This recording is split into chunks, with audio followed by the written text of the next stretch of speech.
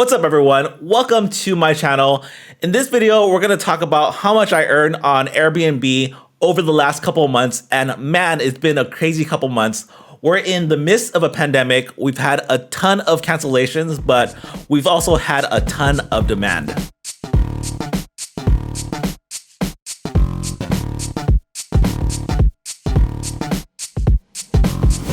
I did a video on this topic back in September of 2020, so if you haven't seen that video yet, it's probably a good idea to go back and watch that video because I give a tour of the Airbnb. You get an idea of the area, the quality of the listing, and some of the amenities offered. So if you have an Airbnb or you plan to start one in the future, you can kind of compare your Airbnb to mine and possibly try to predict how much you would make on Airbnb. I'll put a link to the video up here, and I'll also put another link to the video in the description below. Anyways, if you don't know already, we just have one listing for now. We list our back house and we live here in the front house in the city of Sierra Madre, which is about 25 miles northeast of Los Angeles. And at the time of the last video, we were in a bit of a transition period. We basically had to start over on our listing without Superhost status and without any of our reviews, which is part of the reason why we had not a great month.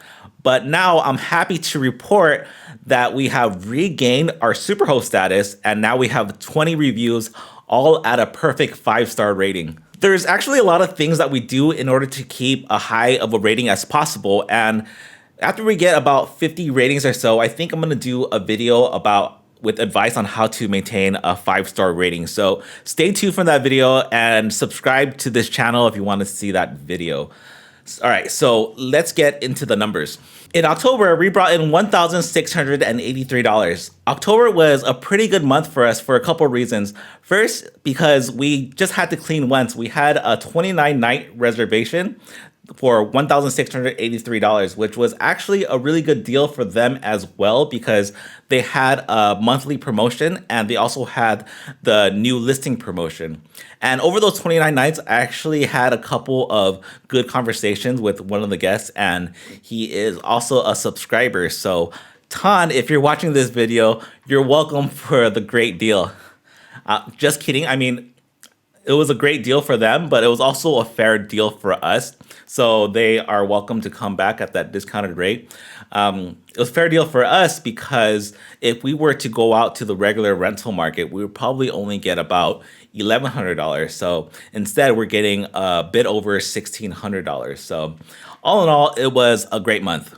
In November, we brought in $1,839. November was the first month where we didn't offer our new listing promotion. So that was part of the reason why our earnings were a little bit higher. November wasn't as booked as it could have been because we have a couple of rules set in place, even though we did have a 100% occupancy, but we still were only booked 18 out of the 30 nights. So let me explain that. So we have a 24-hour buffer period between each booking, and we also have a 2-night minimum. So for example, let's just say that we have 4 nights that are vacant on our calendar. The first and the last nights have to be buffer nights, and only the 2 out of the 4 nights can be booked. So for example, let's say we have 3 nights that are vacant between bookings. The first and the last night have to be buffer nights, but since there's only 1 night in the middle, we have a 2-night minimum. So it's possible for us to go as long as 3 nights without a booking. So in November, we had one time where we had 3 nights in a row that was vacant, and we had a couple times that had 2 nights vacant. So that's why we only had 18 out of the 30 nights available booked. I'm not saying that these rules are bad. I actually really like these rules. It actually makes running an Airbnb a lot less stressful. And for now, at least now during the coronavirus era, we really like to have the 24-hour buffer period because it gives us, it lets us air out the place for a couple hours, makes us feel safer so that after it airs out, we go in and clean and we can take our time. In December, we had 21 nights booked for a total of $2,108. December was an interesting month because at that time, COVID cases were really starting to spike, and we were starting to get a lot of cancellations, which wasn't really a problem for us because people were canceling far enough into the future for us to replace their reservation with somebody else. But I was getting nervous because at the time we had an upcoming long term reservation for 27 nights in January.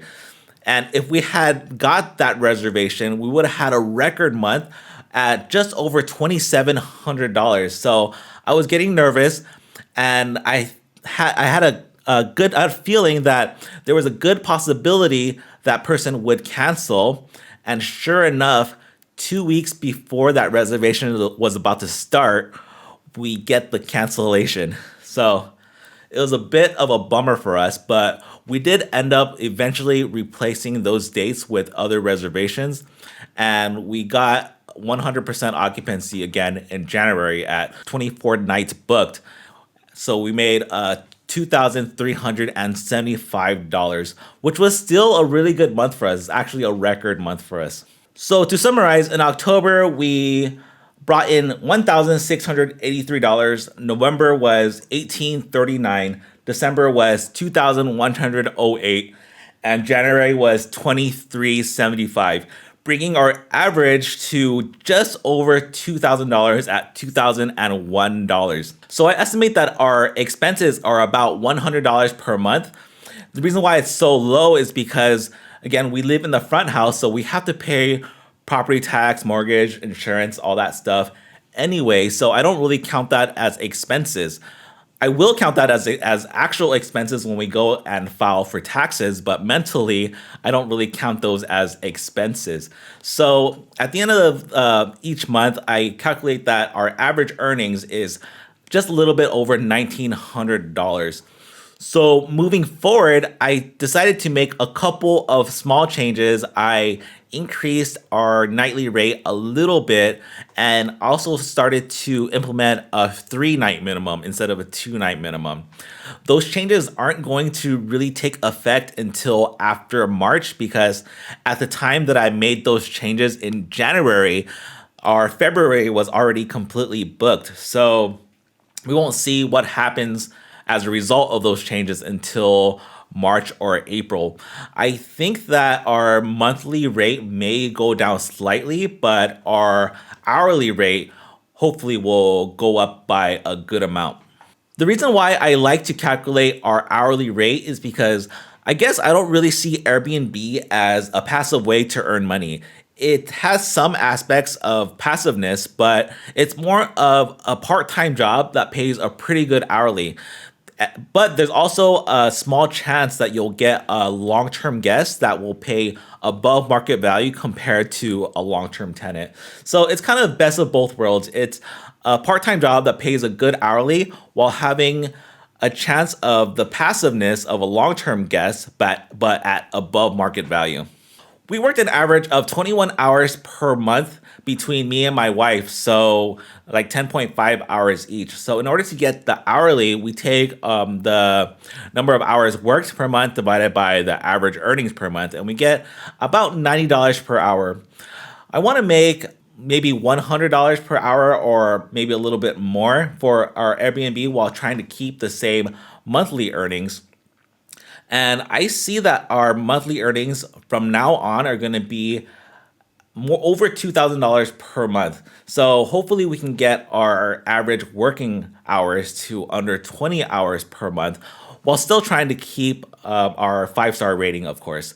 But we'll see what happens. If you're looking to start Airbnb, consider using our referral link and you'll get a sign-up bonus, and you'll also get some free advice and consultation from me if you want it.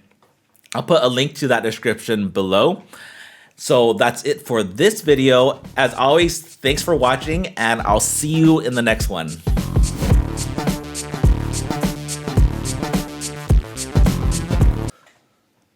Got a new camera. Blurry background. Not blurry. Not blurry background. Blurry background. Not blurry.